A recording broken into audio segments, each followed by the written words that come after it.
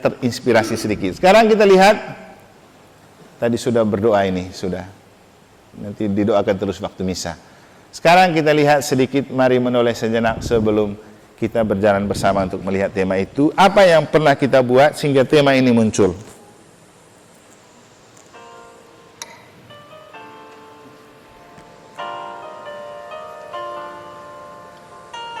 Ini dari FGD sampai prasinodenya Tabanan.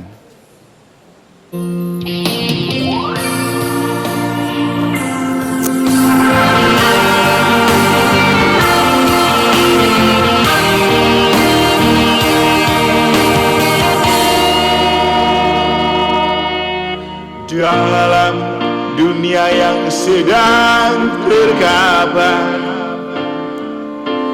yang buat kita tercerai berai, kadang ada rasa takut kehilangan. Kuatkanlah iman pada Sang Pencipta. Saat hati diselimuti gelisah, datanglah berpasrah di hari bahannya. Cintanya takkan pernah sirna buat kita. Dia akan selalu memberikan rasa lega. Aku tidak seorang diri, aku tidak berjalan sendiri, karena Bapa ada di hatiku. Dia akan selalu menyertai. Aku tidak seorang diri, aku tidak berjalan sendiri, karena Bapa ada di hatiku. Dia akan selalu menyertaiku.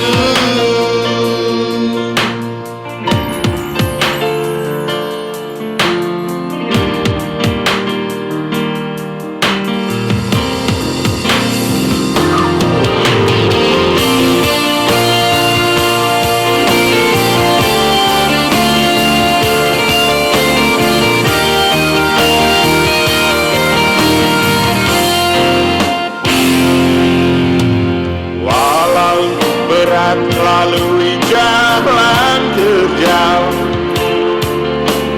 kita perlu tetap setiap adanya. Walau ada rasa lelah pantang menyerah, Dia takkan biarkan kita berjuang sendiri.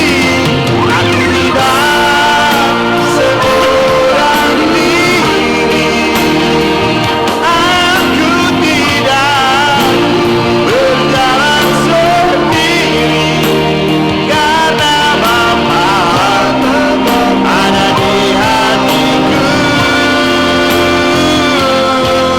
Dia akan selalu menyertai. Aku tidak seorang diri, aku tidak berjalan sendiri, karena Bapa ada di hatiku. Kalau kegiatan di KBG ini,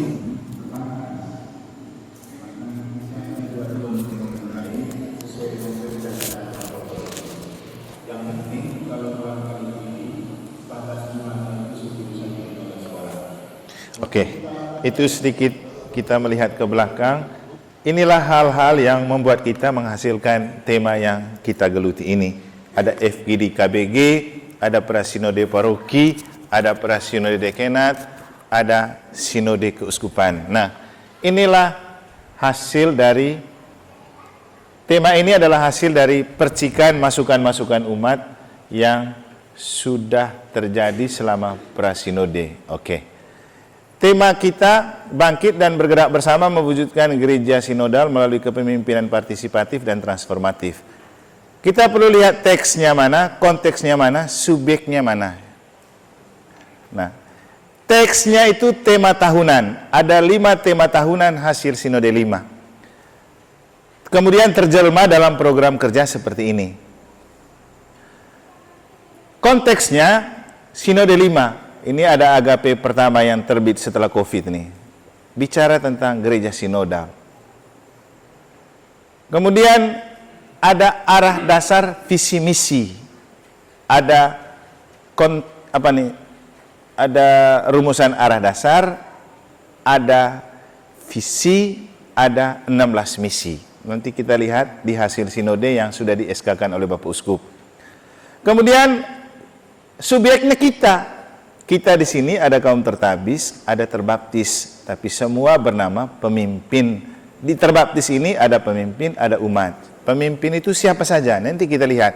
Jangan berpikir pemimpin itu dewan saja atau romo saja. Pemimpin itu juga termasuk para katekis, para fasilitator, prodiakon, suster. Itu semua pemimpin dalam konteks kepemimpinan gereja. Nah, kita lihat SK Bapak Uskup. Ini SK tentang sinode. Nah, yang paling penting ini buram-buram saja ya. Di foto itu kan saya sudah sharekan. Nanti saya sharekan lagi bahan ini kalau ada yang mau baca. Intinya begini, Bapak Uskup telah menetapkan SK untuk hasil sinode 5 berupa arah dasar keuskupan Denpasar adalah menuju gereja sinodal, persekutuan, partisipasi, misi. Jadi kita sedang terarah ke mewujudkan gereja sinodal, persekutuan, partisipasi, misi. Ini arah dasarnya. Visi itu cita-cita dan harapan. Kita mengharapkan ada persekutuan umat Katolik Keuskupan Denpasar yang partisipatif dan transformatif, militan, solid dan solider, berdaya pikat, dan tanda keselamatan bagi dunia.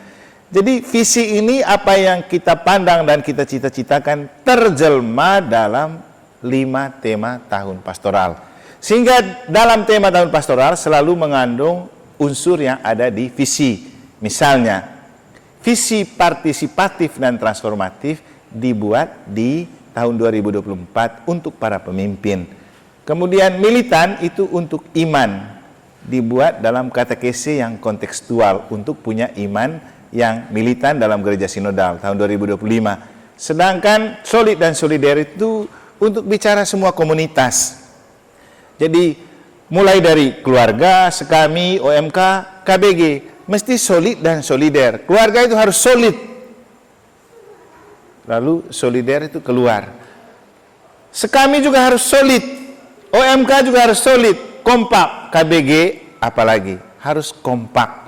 Lalu bersolider keluar. Tapi ini tahun 2026 fokus pada komunitas-komunitas ini. 2027 ini.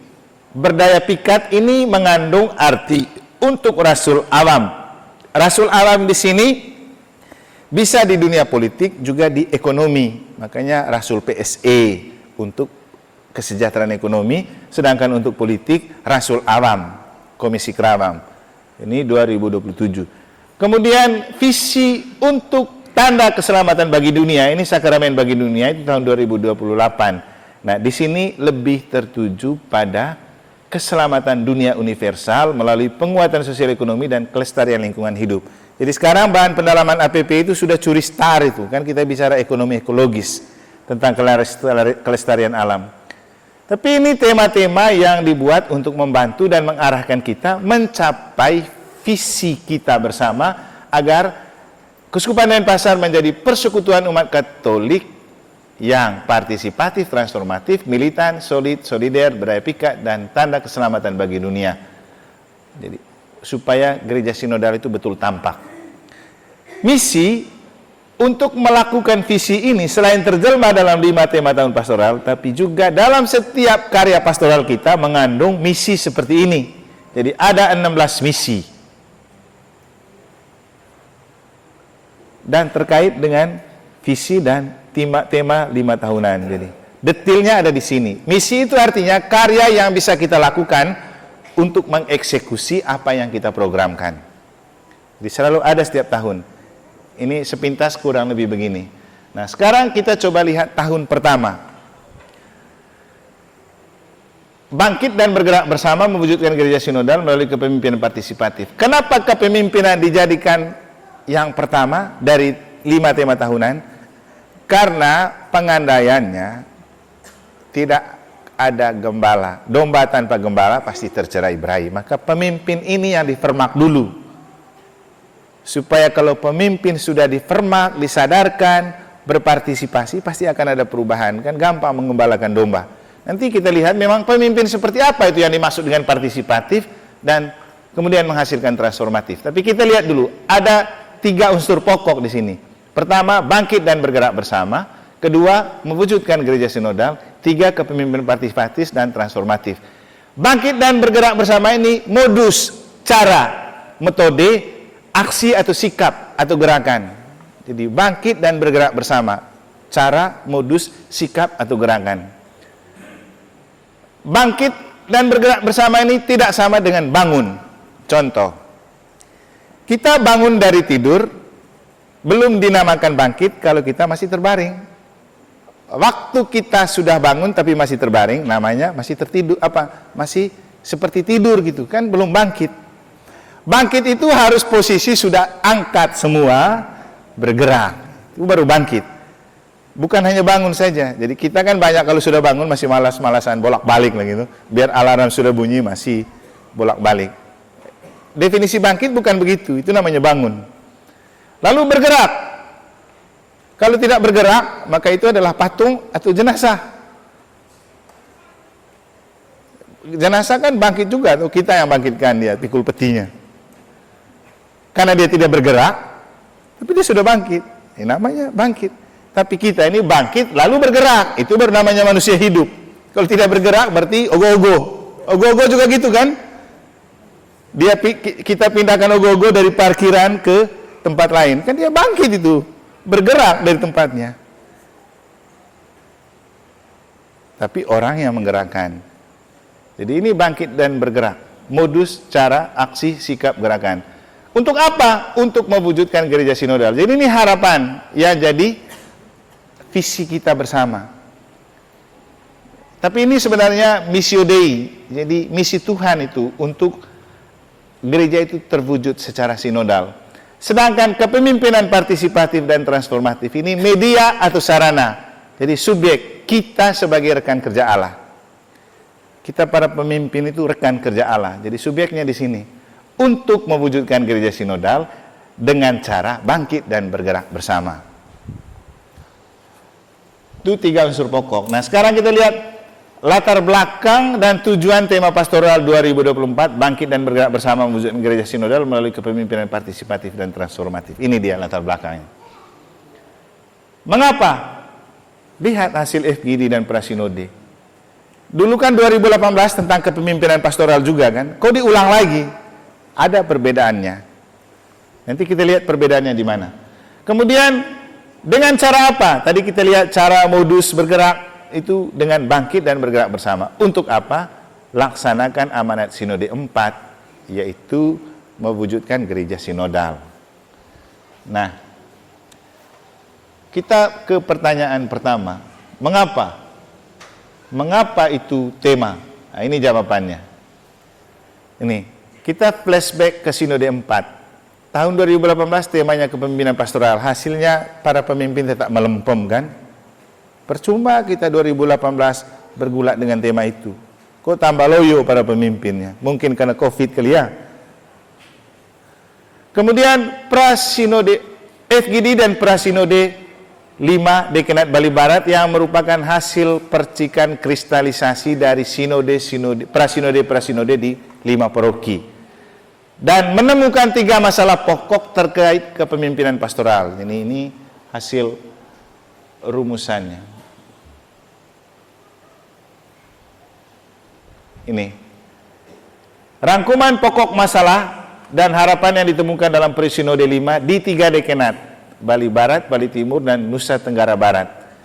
Masalah pokok terkait kepemimpinan itu ini ada 2, 4, 5. Pertama, pemimpin tertabis belum memberikan pelayanan yang maksimal kepada umat. Pemimpin pastoral terbaptis kurang komunikatif dan belum memberikan pelayanan yang optimal. Kaderisasi pengurus gereja dan OMK belum optimal. Pemimpin pastoral pilih kasih kurang merata dan mempersatukan umat. Pemimpin pastoral terbaptis kurang memiliki pemahaman yang baik tentang karya dan kepemimpinan pastoral. Makanya kita buat rekoleksi ini untuk beri pemahaman.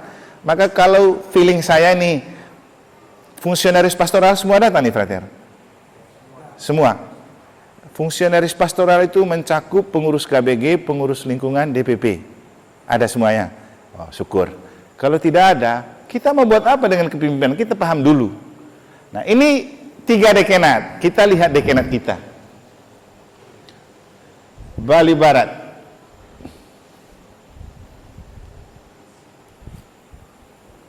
Ini. Kita punya ada 3. Komunikasi yang kurang terjalin dengan baik antara para pemimpin dan antara pemimpin dan yang dipimpin.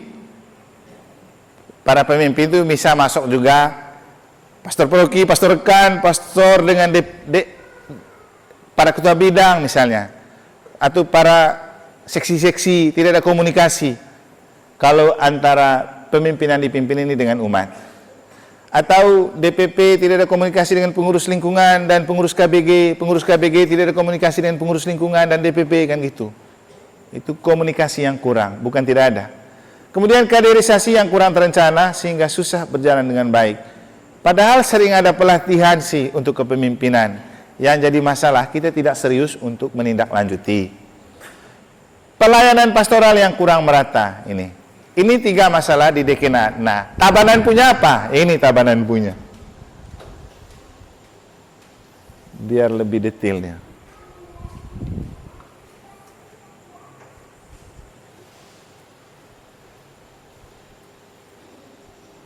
Itu data-datanya tadi ini nih.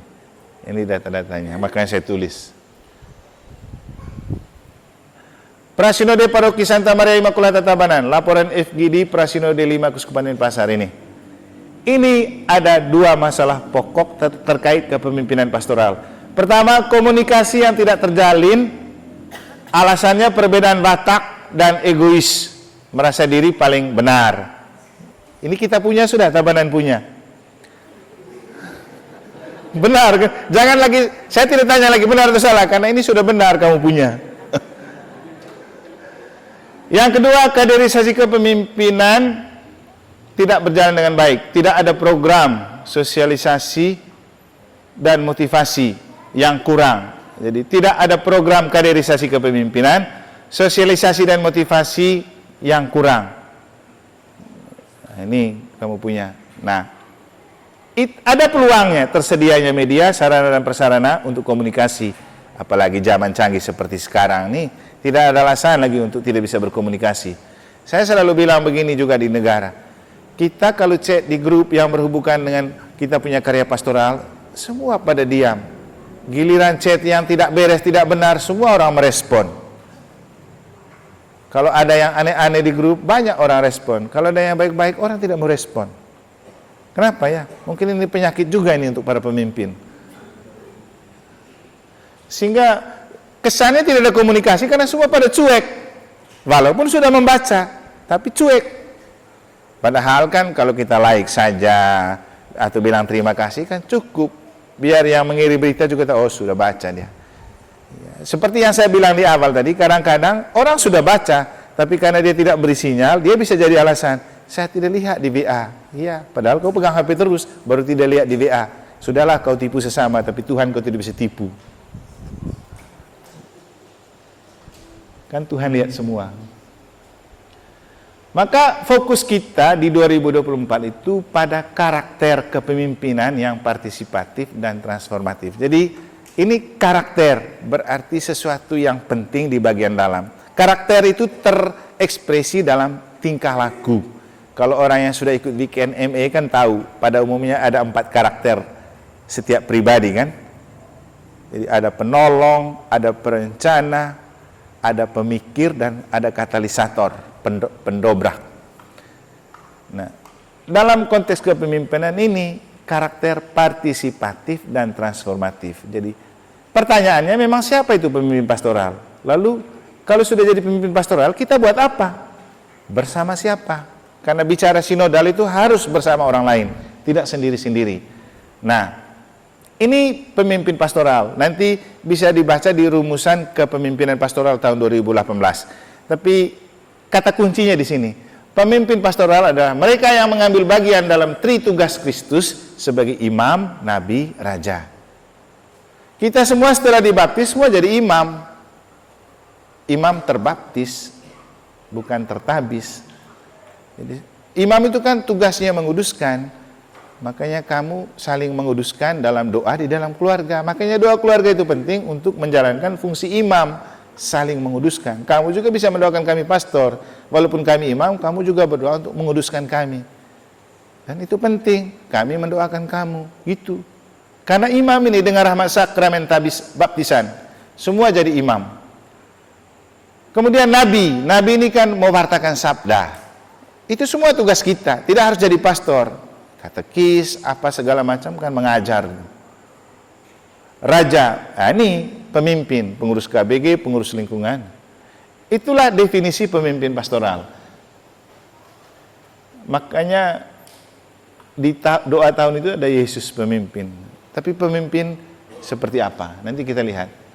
Nah, ini dia. Nanti kamu bisa baca di sini tentang kepemimpinan dalam gereja itu. Selengkapnya ada di sini nih. Ada visioner, kreatif, inovatif, melayani, terlibat, macam-macam ini.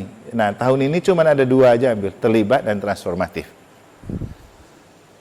Selengkapnya bisa baca di situ. Nah, ini orang-orang yang masuk kategori pemimpin. Pemimpin yang dimaksud adalah pemimpin tertabis, itu para imam. Pemimpin terbaptis itu katekis, ketua lingkungan, ketua KBG, ketua MK, ketua kelompok kategori termasuk prodiakon. Kan pimpin ibadat, no? Kemarin yang prodiakon beberapanya sudah ikut rekoleksi di negara, sudah tahu tugas mereka itu. Masih ingat tuh tugas prodiakon? Masih? Ya, kalau tidak ingat lihat lagi di YouTube-nya. Nah, ini terlibat dan transformatif ini fokus kita di tahun 2024. Tadi sudah saya jelaskan sepintas. Nah, siapa itu pemimpin partisipatif dan transformatif? Ini dia. Pemimpin partisipatif dan transformatif adalah gembala. Gembala ada tongkat, dan seperti kita bayangkan orang yang punya ternak menggembalakan sapi atau kambing atau apapun jenis ternak. Gembala kadang dia ada di depan, pertama kasih jalan. Setelah itu dia ke tengah karena mungkin ada yang belum jalan di tengah. Setelah itu paling belakang dia dorong dari belakang. Maka itu gembala itu selalu terlibat dengan kawanannya. Sehingga kalau dalam dunia pendidikan itu prinsip tuturi handayaninya Ki Hajar Dewantara. Ada di depan, ada di belakang, ada bersama. Itu pemimpin. Konkretnya, ya kita para fungsionaris pastoral jangan sampai ketika ada misa harian malah umat yang lebih banyak hadir daripada kita. Ketika ada sharing di KBG atau lingkungan, malahan kita tidak muncul. Yang muncul paling aktif dan banyak itu umat. Loh, padahal kita pemimpinnya. Sengaja kita buat umum kayak gini, kayak di negara juga saya bilang, sengaja kita buat umum bersama umat supaya saling mengingatkan. Mungkin ada anggota dewan yang merasa bahwa dia jadi dewan cukup di SK dan pelantikan, setelah itu tidak kerja, tidak muncul.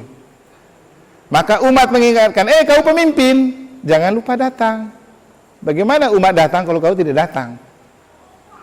Sehingga kepada saya punya DPP juga saya bilang, lihat baik-baik itu misa harian, absen. Jangan sampai kamu dalam 1 minggu tidak pernah ikut misa harian, tapi umat itu lebih banyak. Kita padahal pemimpin. Jadi kalau ada waktu, dan dibuat sedemikian supaya ikut.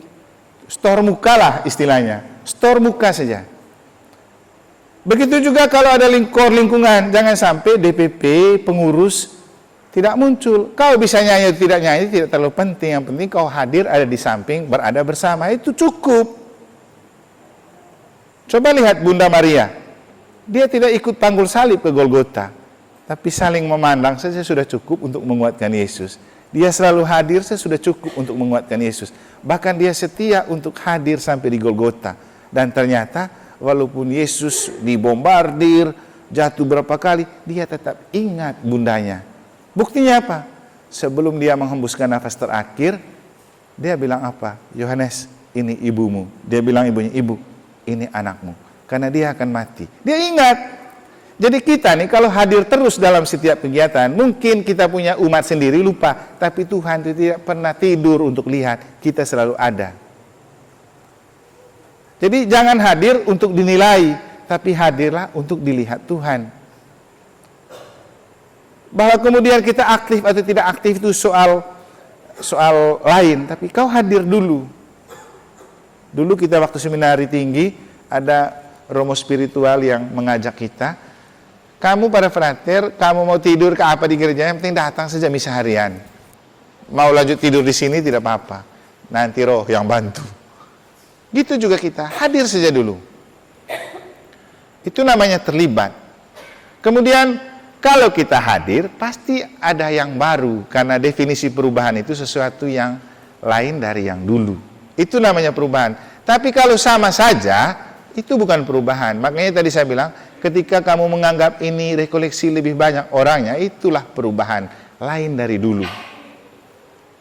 Jadi, tapi tidak ada perubahan tanpa keterlibatan. Kita hadir dulu baru ada perubahan.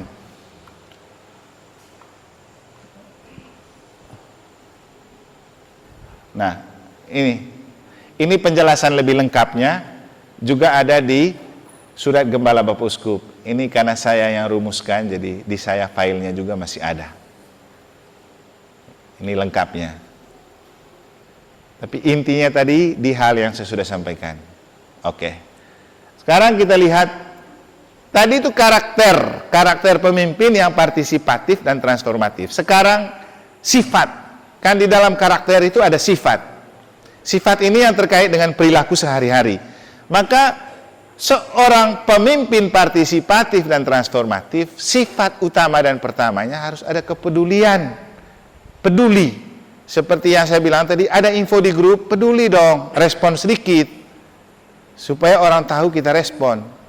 Tanpa itu tidak akan bisa kita partisipatif. Tidak bisa terlibat, tidak bisa hadir. Nah, peduli itu apa Bapak Ibu? Tahu artinya peduli? Mungkin kita sudah tahu, tapi baik kalau kita mau lebih tahu lagi. Ini peduli ini. Hari Rabu 6 Maret 2024, sebenarnya ceritanya sederhana. Saya kesal ketika ada pengumuman di grup Dewan, tidak ada satupun yang respon. Wih, jengkel juga. Ini pastor yang kasih pengumuman ini tidak ada yang respon. Marah saya. Saya bilang, bubar saja grup ini kalau tidak peduli dengan informasi-informasi. Baru kemudian pelan-pelan ada yang respon. Tapi saya, ini kan ganti catatan harian. Di Facebook itu kan untuk dokumentasi dan rekam jejak. Saya langsung upload, saya punya catatan ini. Ternyata, karena waktu itu juga saya masih merefleksikan tentang pemimpin partisipatif dan transformatif, saya menemukan dari pengalaman bahwa inilah masalah utama seorang pemimpin tidak partisipatif dan transformatif ketika tidak ada kepedulian. Peduli. Kita hadir di sini juga harus ada kepedulian dulu. Nah, peduli itu apa? Ini dia Bapak Ibu. Jadi peduli dengan dunia lain dan dunia di luar dirinya. Plus peduli sama Tuhan. Ini peduli. Peduli itu apa? Saya butuh waktu beberapa pulang beri pengakuan dari Palasari tadi malam, saya lanjutkan siap bahan ini karena beberapa hari lalu saya sudah bawakan di negara, tapi saya berpikir untuk lebih dalam lagi dibawakan ke Tabanan. Jadi saya refleksi ulang nih. Makanya kalau ada yang lihat di YouTube, pasti lain antara yang saya bawakan di negara sama di Tabanan. Kenapa? Kalau di negara kan gampang, mereka tidak paham, saya bisa jelaskan lagi. Tapi kalau untuk di Tabanan, belum tentu kamu undang saya lagi kan. Sehingga saya pikir sampai sedetil-detilnya supaya bisa kamu paham tentang pemimpin partisipatif transformatif, juga tentang kepedulian. Jadi peduli itu apa? Peduli itu tentang ketegaran hati untuk sesama dan dunia sekitar. Kegetaran hati untuk sesama dan dunia sekitar. Mungkin begini, kalau kita injak ini ada getaran, orang merasa. Kita pukul-pukul tembok ada getaran. Jadi ketika melihat kondisi lain, hati tergetar. Kalau tidak ada respon, berarti mati rasa. Nah, beda tipis antara kegetaran dan ketegaran. Kalau hati tergetar, berarti kita bisa peduli. Wih, aku merasakan apa yang dia rasakan. Kan kayak gitu, karena hati kita tergetar.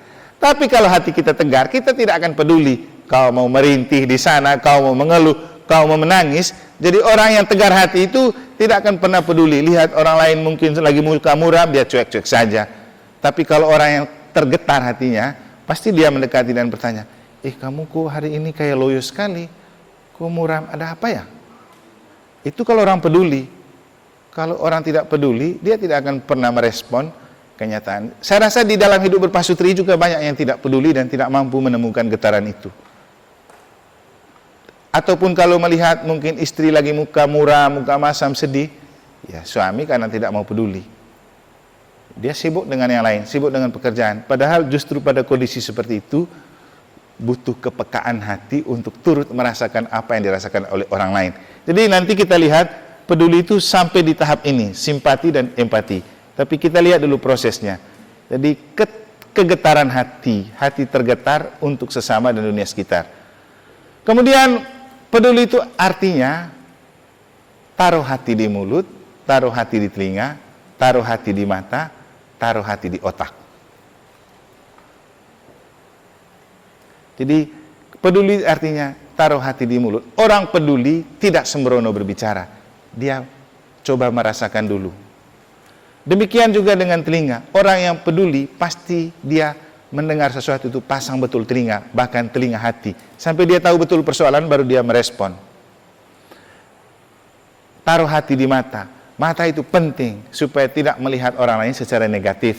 Kalau melihat dengan hati, maka kacamata hati akan membantu kita melihat orang secara positif. Jadi sama dengan gini, kalau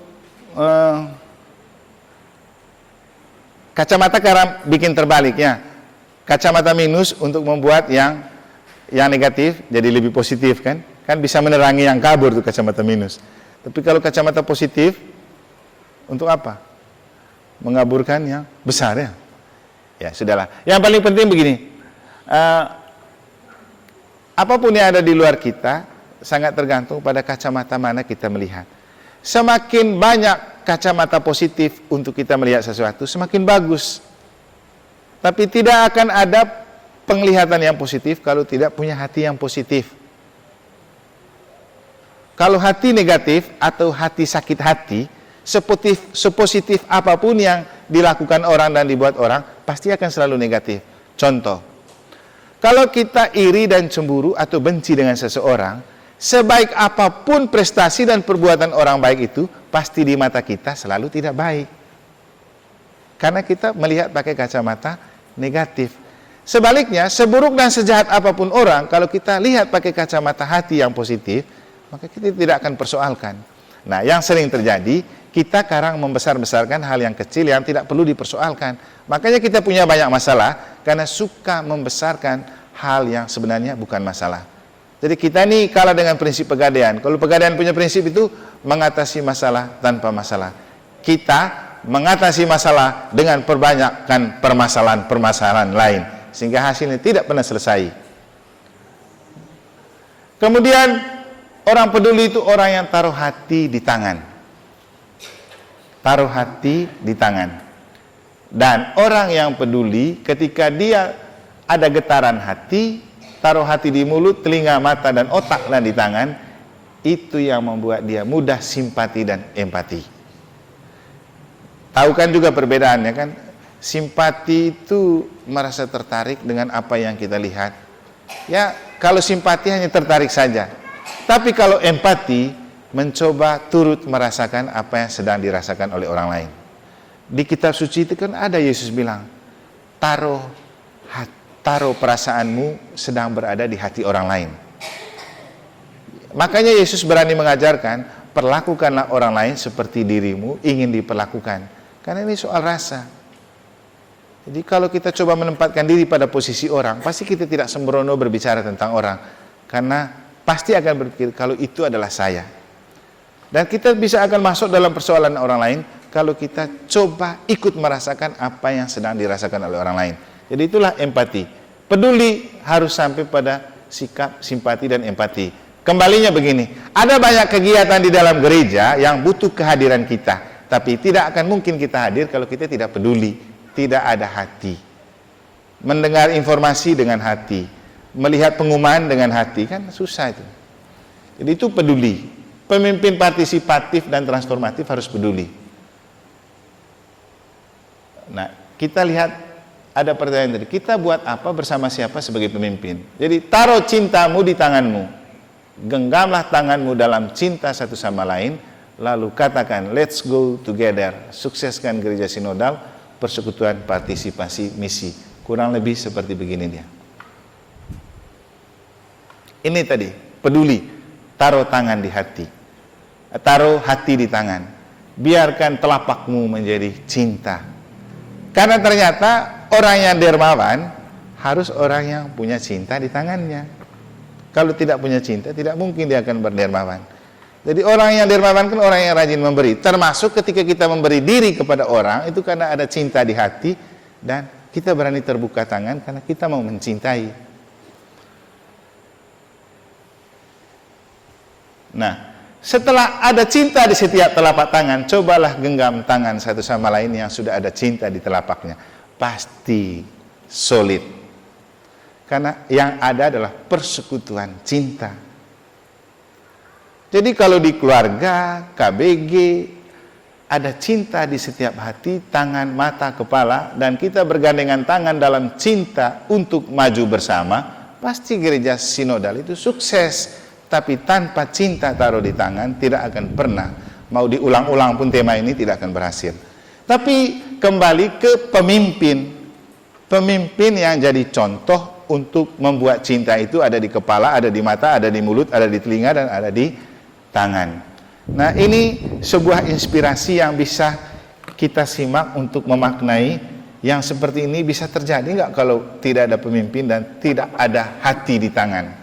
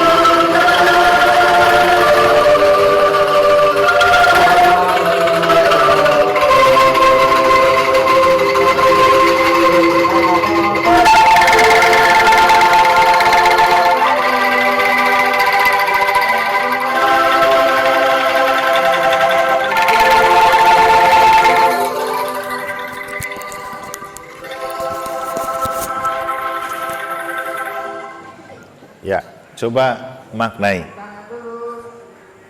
Ya.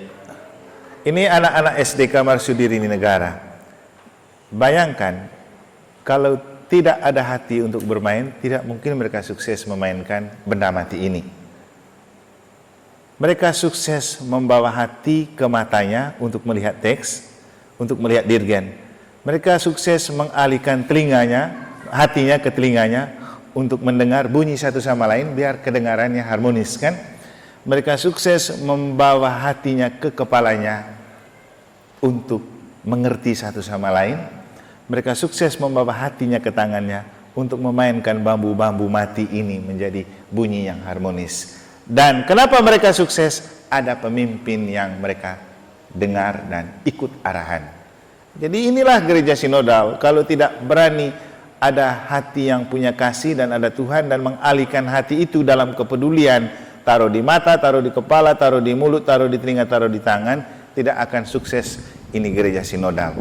Jadi itu inspirasi yang bisa kita jadikan contoh. Nah, pemimpin partisipatif dan transformatif itu singkatnya begini, partisipatif hadir, transformatif itu bawa perubahan.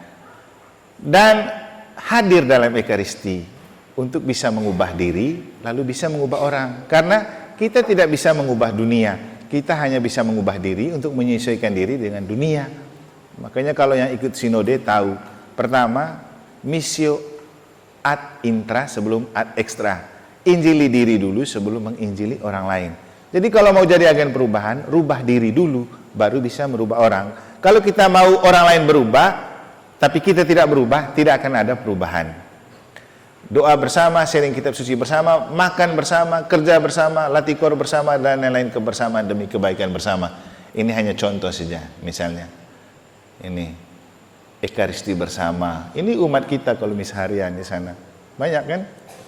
Kalau hari raya itu ini lumayan banyak, kalau tidak setengahnya. Dan mereka kolekte tiap hari, tidak pernah miskin hanya karena kolekte ikut misa harian. Sebaliknya yang misa sesekali dan pelit kolekte malah kelihatan lebih miskin. Kenapa begitu? Tanya di Tuhan Allah. Ini kitab pendalaman APP. Saya juga hadir di sana, dengar mereka cerita, beri pencerahan. Kan gembala jadi, mau tidak mau harus hadir. Walaupun ada yang bilang pencitraan, ya sudahlah, kita kan berjuang untuk hadir sebagai seorang pemimpin, dan ternyata mereka senang kan. Kalau mereka senang dan bahagia, itu sudah cukup. Biarkan orang lain menilai bahwa itu adalah pencitraan. Kan? Tergantung melihat dengan kacamata hati mana. Yang penting hati kita tulus kan. Tuhan lihat hati kita. Dan buahnya akan diberikan kepada kita. Hasilnya apa? Kita tampak enjoy dan bahagia kan. Orang mau nilai seperti apapun terserah. Itu kan penilaiannya. Atau hatinya yang nanti rusak. Oke. Kemudian pemimpin partisipatif transformatif juga berekonomi ekologis. Ya, ini kami jalan salib di luar.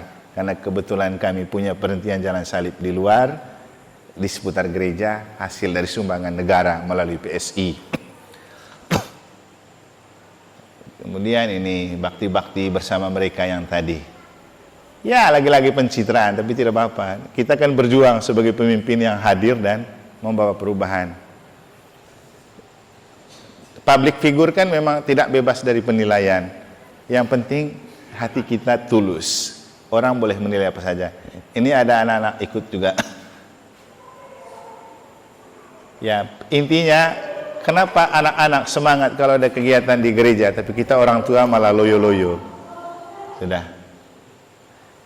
Kita lihat ini sekarang. Untuk apa kepemimpinan yang partisipatif dan transformatif? Ya, untuk mewujudkan gereja sinodal lewat bangkit dan bergerak bersama dalam bingkai trinitaris. Artinya Allah Tritunggal yang membingkai diri kita dalam nama Bapa dan Putra dan Roh Kudus.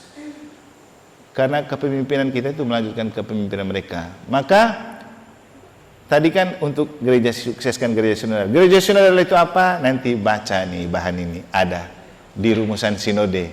Dia cukup panjang jadi ada di sini. Saya hanya mau menunjukkan bahwa ada hasil dari definisi tentang gereja sinodal, panjang lebarnya ada di sini, nanti baca sendiri ya. Pada intinya gereja sinodal adalah umat Allah yang berjalan bersama. Bangkit dan bergerak bersama, tadi saya sudah jelaskan, beda sama bangun. Bergerak bersama juga di sini tidak sama dengan gerak jalan. Yang penting seragam sama-sama, tidak. Ada yang dipikirkan. Dulu di perumusan sebelum prasinode juga ada. Ini. Paling penting itu kerja tim dan kerja bersama. Itu bergerak bersama. Ada dasar di kitab sucinya, jadi seperti kata Santo Paulus, Apolos yang menalam, Paulus yang menalam, Apolos yang menyiram, Allah yang memberi pertumbuhan. Jadi kita cumanlah rekan sekerja Allah. Yang pertama dan utama adalah Allah yang memberi pertumbuhan. Dan ada beberapa teks kitab suci untuk menunjukkan kalau kita bicara bangkit dan bergerak itu ada dasar biblisnya. Nah, bingkai Allah Tritunggal itu begini. Gereja sinodal dibingkai Allah Tritunggal karena gereja sinodal itu cerminan persekutuan segitiga cinta, bukan cinta segitiga Bapa, Putra dan Roh Kudus. Beda kan? Cinta segitiga itu lain, ini segitiga cinta. Kemudian efek dari sakramen baptis yang tadi saya sudah singgung, kita dibaptis dalam nama Bapa, Putra dan Roh Kudus untuk berpartisipasi lewat tugas Kristus, imam, nabi dan raja. Jadi, sakramen baptis membuat kita berpartisipasi. Jadi di pertama ini persekutuan, kedua partisipasi, ketiga ini baru misi. Jadi dalam missio Dei, misi Allah menyelamatkan dunia lewat mewartakan Injil dan kerajaan Allah. Ini yang dimaksudkan dengan bingkai Allah Tritunggal. Nah, pemimpin kalau dianggap sebagai orang tua atau yang dituakan di keluarga, kira-kira bagaimana kita menghargai pemimpin? Di KBG, bagaimana kita menghargai pemimpin? Di lingkungan dan di paroki. Coba simak ini. Kalau pemimpin dipandang sebagai orang tua, bagaimana rasanya? Kurang ajar pada orang tua. Siapa yang berani mengutuk mama dan papa, itu kurang ajar sama papa mama. Pelita hidupmu akan padam. Kamu kepengen berbahagia, kamu harus belajar taat sama orang tua. Kamu harus taat omongannya papa dan mama. Apa yang orang tua sampaikan itu tidak akan menyusahkan kalian. Tapi apa yang orang tua sampaikan itu demi kebaikanmu. Dan kalau kamu nurut, maka kamu akan berbahagia. Kalau kamu kepengen berbahagia dan panjang umur, taatilah orang tuamu di dalam Tuhan. Kamu kepengen punya masa depan baik, hormatilah firman Allah. Hormatilah orang tuamu. Taatilah firman Allah. Nanti kamu berbahagia dan panjang umur. Jangan kurang ajar pada orang tua. Siapa yang berani mengutuk mama dan papa, itu kurang ajar sama papa mama. Pelita hidupmu. Oke, kalau ketua KBG itu orang tua, harus taati ketua KBG-nya kalau mau panjang umur dan bahagia. Kalau ketua lingkungan itu adalah orang tuamu di lingkunganmu, taat kepada dia, biar hidupmu bahagia dan umurmu panjang. Demikian juga paroki. Kalau pastor paroki itu dipandang sebagai orang tua dalam konteks hidup gereja, taati. Makanya saya bilang tadi, Katolik itu nomor 1 taat, seperti Yesus yang taat sampai wafat di kayu salib. Jangan suka protes. Jadi Katolik jangan suka protes. Kalau suka protes, ganti, jangan di Katolik. Jadi itu pengandaiannya. Kalau pemimpin-pemimpin itu dianggap orang tua. Sekarang terbalik, karena tergantung. Apakah pemimpin itu betul menempatkan diri sebagai orang tua? Belum tentu. Nah, contohnya seperti ini. Kalau pemimpin menempatkan diri tidak sebagai orang tua, hasilnya akan seperti begini dia.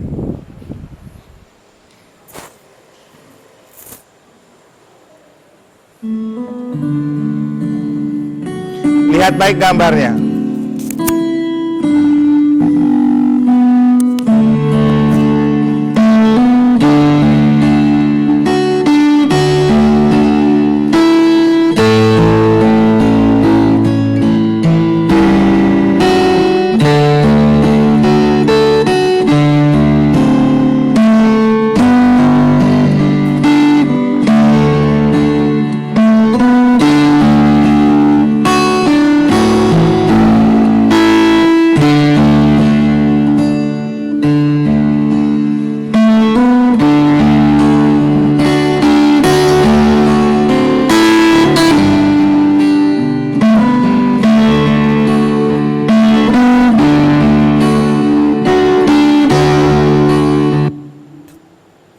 Oke.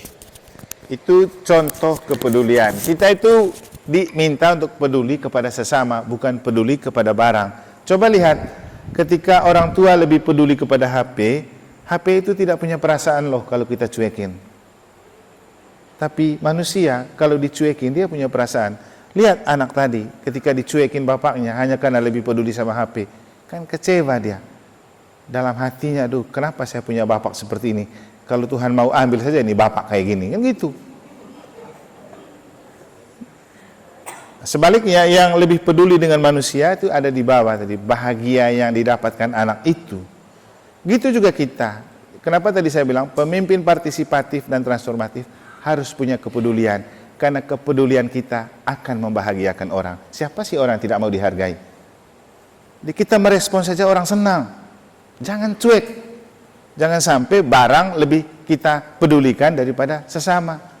Saya selalu mengatakan gini, peduli kepada sesama itu penting. Misalnya, kalau kita mengigo, yang bangunkan kita bukan HP, tapi orang yang ada di sekitar kita. Kalau kita jantungan, tiba-tiba kita jatuh, yang angkut kita bukan mobil mewah yang parkir di luar, dia tidak tahu apa-apa kalau kita jatuh. Tapi orang lain yang melihat kita jatuh, yang akan bantu. Jadi jangan kemudian lebih peduli dengan barang dan materi, tapi lupa dengan sama. Pelayanan kepemimpinan di dalam gereja itu melayani manusia, bukan melayani barang. Jadi menggembalakan jiwa istilahnya. Jadi kepelayanan kita bisa menciptakan banyak rasa bahagia dalam diri orang. Walaupun kita punya umat kadang-kadang nakal. Tidak tahu di tempat kamu, tapi saya rasa di paroki-paroki kadang-kadang begitu. Kalau pas lagi mau anaknya baptis atau nikah, dia baik betul sama pengurus KBG, sama pengurus lingkungan, bahkan sama pastor paroki. Giliran sudah dilayani baptis dan nikahnya, hilang total. Nanti kalau ada kebutuhan lagi baru mepet dan dekat lagi, pura-pura baik lagi. Untuk apa jadi orang Farisi dalam gereja Katolik kan? Sama saja, Tuhan tahu isi hatinya. Itu pura-pura karena lagi ada butuh gitu. Ada maunya. Tapi kita para pemimpin layani saja ya dengan tulus. Oke. Ini terakhir untuk mengatakan kepada kita, pemimpin partisipatif itu bermental pengusaha, bukan penguasa. Jadi ingat bedanya. Pengusaha. Pengusaha itu bukan orang yang punya perusahaan, tapi siapa saja yang selalu mau berusaha, itulah pengusaha. Definisi aslinya. Jadi bukan penguasa yang suka atur-atur, dia ikut berusaha. No action talk only. Jadi juga tidak seperti wasit sepak bola. Wasit sepak bola itu lari sana sini untuk mencari kesalahan orang kan. Kita hidup tidak untuk lari sana sini untuk cari kesalahan orang. Kemudian tidak juga jadi wasit tinju. Wasit tinju itu kalau lihat orang berangkulan dan berpelukan dia leraikan kan. Nah, kadang-kadang kita juga begitu, tidak mau lihat orang harmonis dan baik. Kita bikin provokasi supaya bertengkar dan konflik.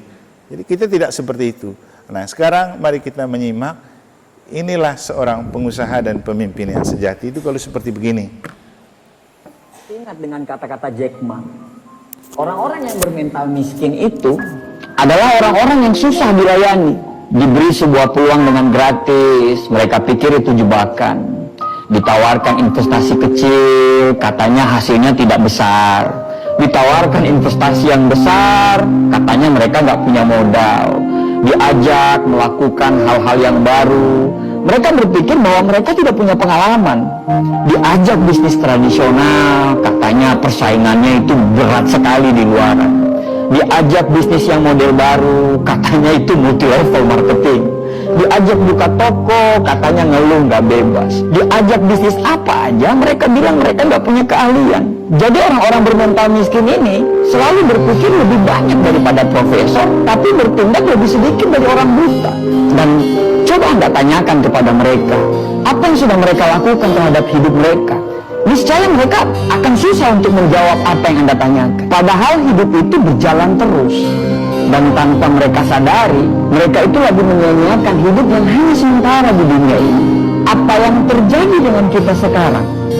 Karena tindakan dan pemikiran kita di masa yang lalu, di tahun-tahun lalu. Kalau sekarang kita hidupnya biasa-biasa saja, tidak ada perkembangan dan cenderung hidup kita itu malah menurun, bisa dipastikan tahun-tahun yang lalu itu kita nggak ngapa-ngapain sama sekali. Nah, kalau kita nggak ngapa-ngapain, terus kita pertahankan gak ngapa-ngapain kita itu sekarang, bisa dipastikan masa depan kita atau tahun-tahun yang akan datang kita akan sama aja seperti sekarang. Selalu ada kesamaan apa yang dilakukan oleh orang-orang gagal dan bermental miskin ini. Kesamaan itu adalah sepanjang hidup mereka, mereka hanya menunggu dan menunggu. Andai saya punya uang, saya akan bla bla bla. Andai saya jadi pimpinan, saya akan ini, saya akan itu. Andai kata, jikalau, meskipun, dan akan tetapi, selalu jadi kata-kata manis yang secara tindakan itu omong kosong. Ada sebuah konsep yang bagus untuk kita bisa jadikan pegangan. Kalau kita mau hidup kita sulit ke depannya, maka sekarang ambillah pilihan-pilihan yang gampang. Nonton Netflix berseri-seri, scroll TikTok berjam-jam, nongkrong dengan teman-teman, bangun kapanpun kita mau, dan lakukan apapun yang kamu suka. Itu adalah tindakan yang sangat gampang. Tapi konsekuensinya adalah masa depan yang sulit. Atau kita mau mengambil pilihan yang kedua, yaitu kalau mau kehidupan ke depan kita gampang, maka sekarang kamu harus mengambil pilihan-pilihan yang sulit. Bikin rencana hidup, disiplin terhadap waktu, belajar hal-hal yang baru tanpa melupakan untuk mempertajam ilmu-ilmu yang lama, berteman dengan orang-orang yang mau diajak bertumbuh. Dan itu semua adalah pilihan-pilihan yang sulit. Tapi dengan pilihan-pilihan tersebut, insya Allah hidup ke depan kita itu akan jadi gampang. Merasa berdosalah ketika kamu melakukan hal-hal yang tidak bermanfaat. Hindarilah hal-hal yang tidak bermanfaat, makan makanan yang sehat, tidur yang teratur. Ya susah memang, tapi insya Allah hal-hal yang sulit yang kamu jalani itu akan membuat hidupmu gampang ke depannya. Dan gampang di masa-masa yang akan datang. Setiap tindakan selalu siaplah dengan konsekuensinya. Mau gampang sekarang, sulit ke depannya, atau mau sulit sekarang, gampang ke depannya. Itu semua pilihan hidup. Dan dari semua pilihan itu tidak ada yang salah. Tapi bersiaplah dengan konsekuensinya.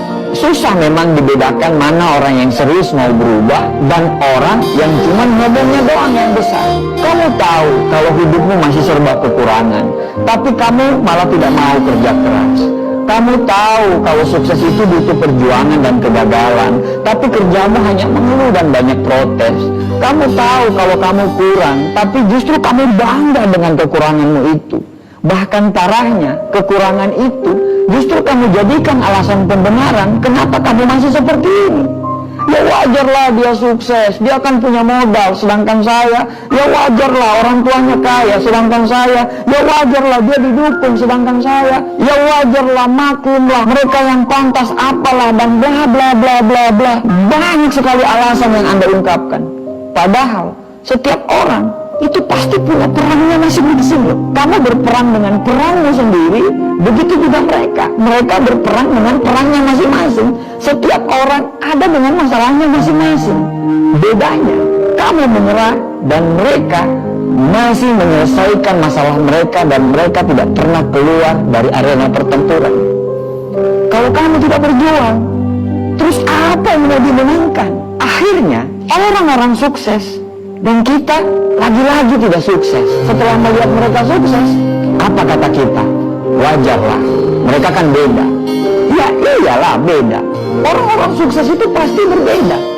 Perbedaan tidak selalu yang terbaik, tapi yang terbaik pasti berbeda. Bukan beda makanannya, karena mereka pun makan apa yang seperti kita makan.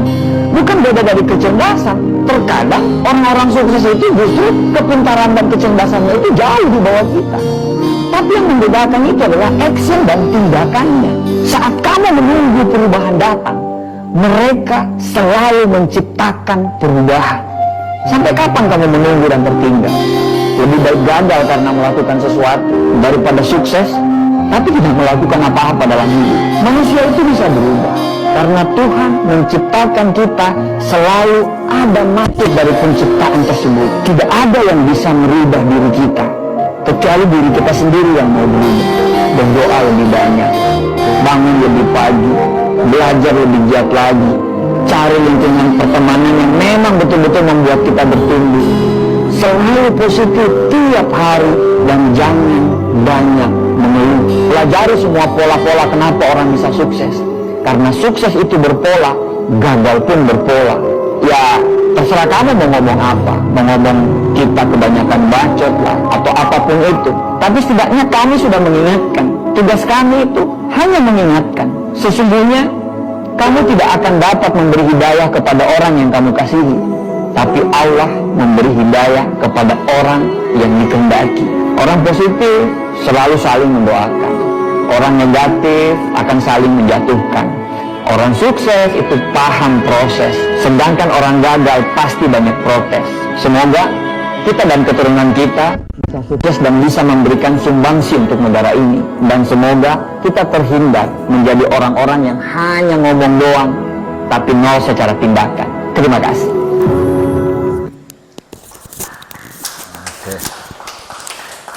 Ya, sudah simak ya. Jadi itulah seorang pemimpin. Jangan menunggu perubahan, ciptakan perubahan. Dan pilihlah yang sulit sekarang untuk nanti dapat yang gampang. Jadi pengurus lingkungan, KBG, fungsionaris pastoral itu memang sulit, tapi nanti akan menggampangkan kita kelak. Setidak-tidaknya gampang masuk surga. Jadi ada beberapa kata kunci yang menarik dari situ, termasuk orang sukses butuh dan mencintai proses, orang tidak sukses suka protes, dan yang lain-lain lagi. Jadi bisa disimak sendiri. Untuk kita paling penting, kalau mau berubah, jangan menunggu perubahan itu, ciptakan perubahan. Dan kita adalah generasi yang mengubah paroki Tabanan ini. Mau tunggu siapa lagi? Kita ciptakan sekarang. Dan kalau mau jadi agen perubahan, mulailah dari merubah diri sendiri. Jadi terakhir itu saya mau bilang begini, pemimpin pastoral itu rekan kerja Allah. Dia berharga. Jadi terima pemimpin sama dengan terima Allah. Tolak pemimpin berarti tolak Allah. Bahaya menolak atau tidak dihargai pemimpin sebagai rekan kerja Allah itu banyak. Ingat penolakan Yesus di tempat asalnya, bahaya untuk mereka. Pergi ke tempat lain saja, jangan lupa kebaskan debu di kakimu sebagai peringatan. Kemudian Tuhan marah dan macam-macam. Jadi ini hal-hal yang untuk membanggakan kita menjadi pemimpin.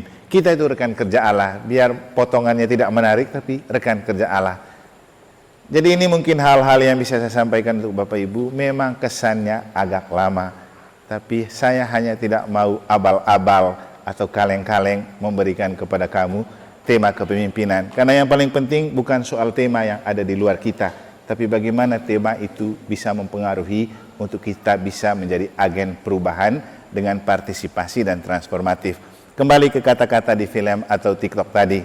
Ya mungkin kamu bilang sekarang, Romo omong banyak dan lama sekali. Tidak apa-apa, saya sudah memberi diri dengan tulus, dengan total, karena ingin kita sama-sama paham apa artinya menjadi pemimpin partisipatif dan transformatif. Saya hanya menyiram, Allah yang memberi pertumbuhan. Sekian dan terima kasih.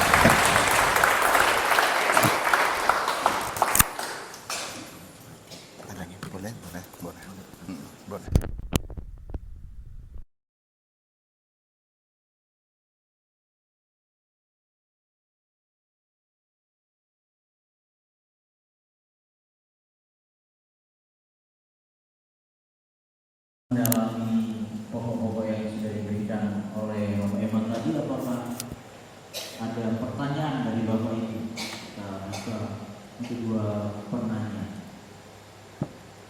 Boleh tanya saja. Ya, apakah ada pertanyaan? Silakan, silakan. Silakan, siapa saja boleh bertanya.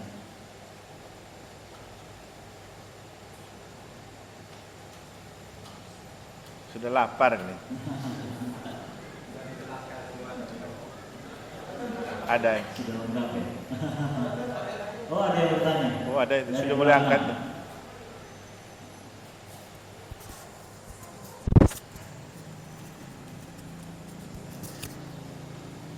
Silakan Ibu, silakan bertanya. Sebutkan nama supaya Romo Eman kenal.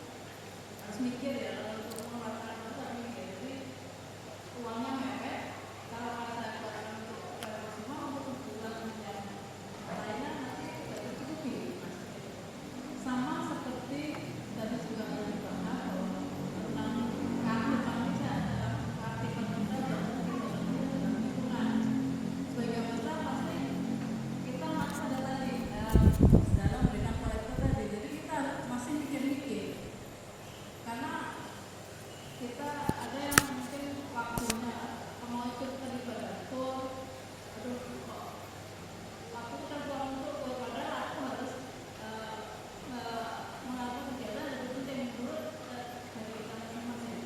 Nah, lain juga dengan yang kegiatannya ikut APP, ikut AP, ikut doa lingkungan, ikut misalnya bahkan ikut ke gereja, misalnya gereja pun pasti kadang ada yang mikir ya, kalau hari Minggu padahal waktunya kita untuk apa ya, untuk ini panitia seperti itu. Nah, intinya untuk ini saya mohon isinya full bagaimana menumbuhkan dalam diri kita tidak mikir-mikir waktu, tidak mikir-mikir yang lainnya untuk terlibat dalam kegiatan gereja dan memberikan yang terbaik untuk kegiatan di KPG di lingkungan. Ini intinya dari pertanyaan dari minta full bagaimana cara kita bisa kita lebih semangat mikir-mikir lagi itu dalam lingkungan. Terima kasih. Baik, terima kasih Bu Risma ya. Kita tepuk tangan untuk Bu Risma. Intinya adalah minta klur bagaimana menumbuhkan kerelaan hati. Satu lagi mungkin kita bantu supaya kemudian bisa dijawab sekaligus kepada Romo. Silakan, apakah ada yang bertanya?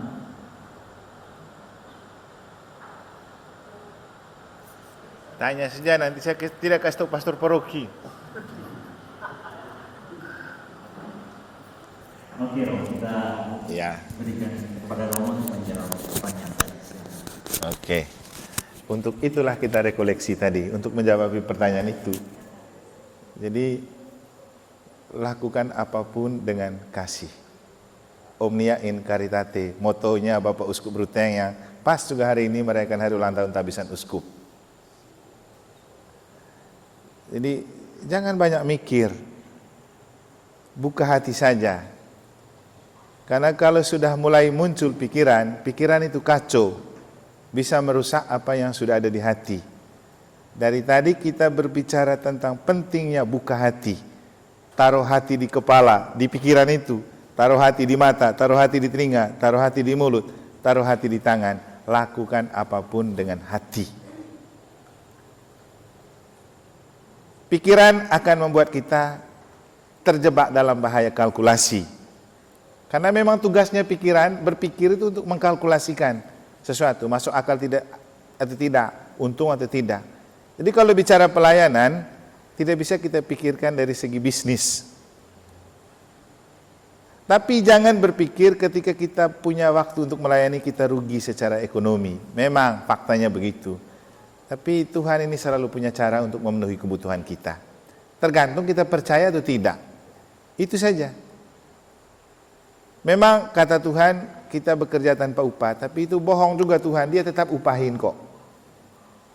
Yang penting ketulusan hati untuk melakukan. Jadi memang tidak mudah untuk memindahkan hati ke setiap panca indera.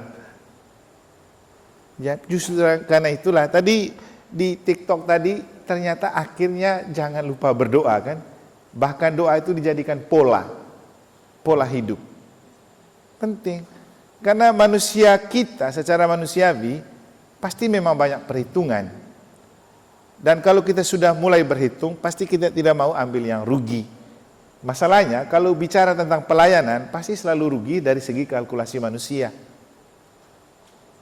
Karena kita akan mereduksi pelayanan itu pada pendapatan atau gaji. Padahal ada dua hal yang penting untuk kita bedakan antara gaji dan rahmat. Kita melayani untuk dapat rahmat. Gaji itu salah satu bentuk dari rahmat. Tapi masih ada hal lain yang lebih besar dari sekedar gaji. Contohnya begini. Kita kerja dengan pendapatan besar. Sampai kita lupa doa, lupa aktif di KBG, lupa aktif di lingkungan. Oke, dari segi pendapatan kita punya pendapatan besar. Gaji kita hebat. Tapi nanti setelah itu kita dikasih penyakit yang besar juga, yang harus operasi di rumah sakit. Ujung-ujungnya tidak cukup lagi itu uang. Nah, kalau kita melayani, mungkin Tuhan minimalisir untuk kita kasih penyakit yang cuma demam, pilek saja. Tidak besar-besar, karena kita rajin melayani. Kenapa tidak? Jadi kita tidak gampang rapuh sebagai seorang manusia. Terus kemudian kadang-kadang kita itu mudah rapuh dan susah bahagia walaupun punya banyak. Nah, ini yang berat ini. Dari segi gaji, pendapatan kita besar dan hebat. Dari segi kekayaan kita sudah banyak, tapi kita tidak pernah bahagia. Kenapa? Karena kekayaan material dan duniawi memang bukan pemberi dan penganugerah kebahagiaan. Kenapa ada sabda bahagia? Karena bahagia itu punya Tuhan. Jadi bahagia itu punya Tuhan. Kita tahu ada macam-macam karunia atau buah-buah roh. Salah satunya sukacita atau kebahagiaan. Jadi itu anugerah kebahagiaan itu. Tidak bisa kita kejar di dunia dengan pendapatan sehebat apapun. Kita hanya bisa minta di Tuhan. Makanya Bapak Ibu, dulu itu bagus sekali. Kalau habis baca Injil, kita dibilangin apa? Berbahagialah orang yang mendengarkan sabda Tuhan dan tekun melaksanakan. Itu sumber bahagia. Kita yang kemudian jadi tidak bahagia setelah dapat Injilnya, kita dengar khotbahnya, lalu mungkin kita tidak merasa menarik, lalu itu yang membuat kita tidak bahagia. Padahal aslinya memang membahagiakan. Terus, sebelum kita terima komuni, apa kata-katanya? Lihatlah anak domba Allah, lihatlah dia yang menghapus dosa dunia. Berbahagialah saudara-saudari yang diundang ke perjamuan anak domba. Kita terima komuni itu untuk bahagia. Tapi banyak terjadi setelah terima komuni kok tidak bahagia-bahagia. Kenapa? Dia tidak percaya itu membahagiakan. Saya selalu guyon begini di negara. Jujur sih saya melihat, kalau lihat muka orang yang sering ikut misa harian, kok beda dengan orang yang malas ikut misa. Keceriaan dan kecerahannya berbeda. Memang beda. Bukan berarti tidak punya masalah. Nah, kembali ke perhitungan seperti tadi Ibu bilang tuh ya. Apalagi ibu-ibu perhitungannya kuat kan. Tadi saya kasih contoh apa? Saya lihat di negara, orang yang sama ikut misa harian, setiap hari mereka kolektif. Tapi saya tidak pernah mendengar mereka mengeluh miskin. Tapi orang yang sesekali muncul, kelihatannya macam susah sekali hidupnya. Kenapa? Tanya kepada Tuhan. Jadi ibu-ibu coba mengganti kalkulasi. Jangan lagi di otak tapi di hati. Saya kemarin dengar ceramahnya Gus Miftah di depan para pejabat presiden. Dia bilang begini, untung Menteri Keuangan yang Pak Jokowi pilih itu perempuan, Ibu Sri Mulyani. Kenapa? Perempuan itu hatinya rekening bank. Kalau ada saldo pasti berbunga-bunga. Kalau tidak ada saldo pasti tidak berbunga-bunga. Benar gak ibu-ibu? Hati ibu-ibu itu seperti rekening bank. Ya, cobalah jadikan hati sekarang sebagai rekening kerajaan Allah. Supaya tetap berbunga-bunga. Karena kalau hati dijadikan rekening kerajaan Allah, tanpa ada saldo pun tetap bisa berbunga-bunga kan? Kalau rekening bank harus ada saldo baru bisa berbunga. Tapi kalau rekening kerajaan Allah tanpa ada saldo tetap bisa berbunga-bunga. Artinya apa? Biar dompet kosong tetap enjoy dan bahagia. Tapi kadang ada yang dompetnya tebal, tidak enjoy dan tidak bahagia. Sekarang kita mau hidup untuk apa? Pasti untuk mau bahagia kan? Apalagi setelah mati, kita kan capek juga berdoa untuk orang mati. Mohon kebahagiaan kekal untuk ini. Jadi ujung-ujungnya kebahagiaan kekal yang dicari. Dan segala pendapatan dan kekayaan tadi tidak membuat kita bahagia. Untung kita sudah mati ya. Karena persoalan yang sering terjadi, kalau kita jadi jenazah dan mayat, walaupun kita punya banyak uang dan kekayaan, belum tentu orang hidup pakai untuk urus kita mati kan. Yang ada, mereka sudah incar nih, mana yang akan jadi warisan untuk saya. Jadi seringkali ketika ada orang mati, yang sibuk incar warisan itu anak laki-laki. Ini cerita lucu kita di Manggarai. Kadang-kadang kalau ada orang mati kan ada peti kolekte itu ya. Di Manggarai kalau orang mati kan ada main-main kartu lagi. Jadi anaknya yang laki di rumah itu kan mete untuk bapaknya, ikut juga main. Begitu dia punya uang habis, dia pergi ambil itu di peti kolekte untuk dia punya main itu. Sehingga selalu ada guyon, biasanya kalau ada kematian, siap, lihat yang anak laki itu pasti lirik di peti kolekte semua. Itu yang mereka incar, mereka lupa itu jenazah. Jadi itulah Bapak Ibu, investasi terbesar adalah perbanyak teman, perbanyak melayani. Setidak-tidaknya kalau kita sakit atau mati, orang-orang itu datang jenguk kita, orang-orang itu mendoakan kita. Makanya kami pastor ini tidak pikir tentang kematian, tidak perlu ada istri dan anak untuk menangis, karena pasti umat di mana kami melayani akan menangis dan mendoakan kami. Itulah aset terbesar. Demikian juga Bapak Ibu. Tadi kata-kata tadi kan, kalau mau gampang nanti, susah sekarang. Tapi kalau mau susah nanti, ya gampang, cari yang gampang sekarang. Sama dengan Bapak Ibu. Saya pikir Bapak Ibu kalau setia melayani di KBG, di lingkungan,